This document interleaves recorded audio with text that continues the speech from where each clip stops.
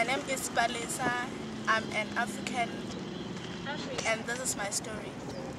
Tell us of your family and where you come from. I come from Butabote, from the very good family, and my dad is a businessman. My mom is a teacher, so that was good. What was the situation back then when you were young? You know, I can say financially it was easy, but out there it wasn't easy at all. What resources were available to you? You know, the resources were lacking.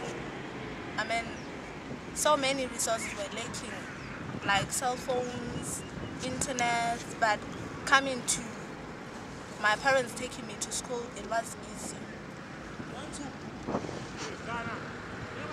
Who helped or encouraged you? Actually, I can say it's my mom. As I said, she is a teacher. She was the one encouraging me, and it wasn't easy because she was pushing me to study very hard.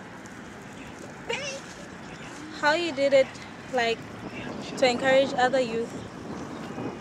I can say to other youth out there, people, we can do it. It is not easy, but we can do it. Coming to the point that other people out